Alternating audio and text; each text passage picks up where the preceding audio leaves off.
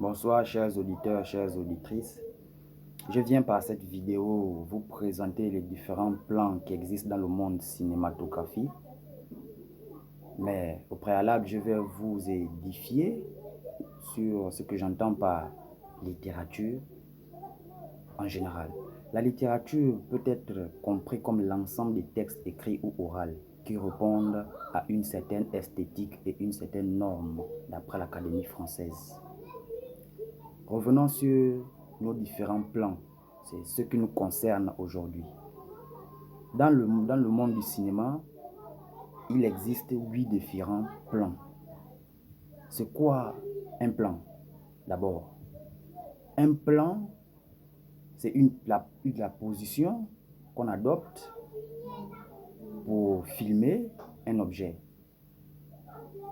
S'agissant des différents plans, il y a le très gros plan, le gros plan, le plan rapproché poitrine, le plan rapproché taille, le plan américain, le plan général, le plan d'ensemble et enfin le plan du demi-ensemble. S'agissant du très gros plan, qu'est-ce que c'est? Un très gros plan, c'est la plus petite partie d'un corps. Exemple, mon œil. Si je filme mon œil, je filme rien que mon œil. Quand je me filme, je filme rien que mon œil. Là, nous sommes en très gros plan. Si je prends une clé et je filme rien que cette clé, là, nous sommes en très gros plan de cette clé. Ensuite, nous avons le gros plan. Le gros plan, qu'est-ce que c'est? Si je me concentre rien que sur ma tête, donc je filme rien que ma tête, nous sommes en gros plan.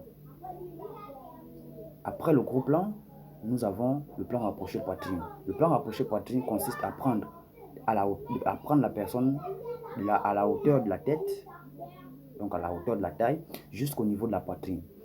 C'est ce qu'on appelle le plan rapproché poitrine. Après le plan rapproché poitrine, nous avons le plan rapproché taille. Le plan rapproché taille consiste à prendre la pose à la personne du haut de la taille jusqu'au niveau des reins, donc jusqu'au niveau de la ceinture. Là, nous avons un plan rapproché taille. Après le plan rapproché taille, nous avons ce que nous appelons le plan américain. Le plan américain, c'est un plan qui prend la personne du haut de la taille jusqu'au niveau de cuisse. Après le plan américain, nous avons le plan général.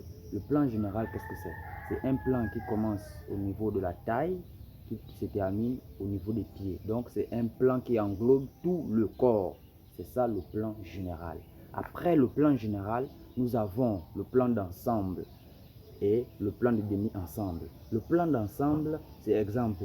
Si on nous demandait de prendre une photo d'ensemble de toute l'université Omar Bongo Ondimba. C'est ça un plan d'ensemble. Un plan de demi-ensemble, c'est une moitié, donc une partie de l'université Omar Bongo Ondimba.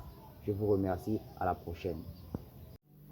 Mon travail consistera à montrer l'apport de la littérature dans la société à travers l'outil informatique. C'est-à-dire que je vais utiliser cet outil informatique et ces différentes caractéristiques et ces différentes suggestions pour montrer comment la littérature apporte un plus dans la société, comment nous, à travers la littérature, nous nous retrouvons dans notre société.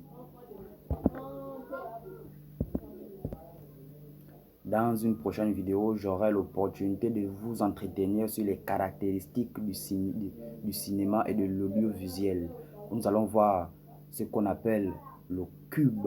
Donc, nous connaissons tous que le cube, quand nous parlons de cube, nous voyons directement 6 faces. Nous allons voir les 6 premières caractéristiques du cinéma et de l'audiovisuel. Merci, à la prochaine.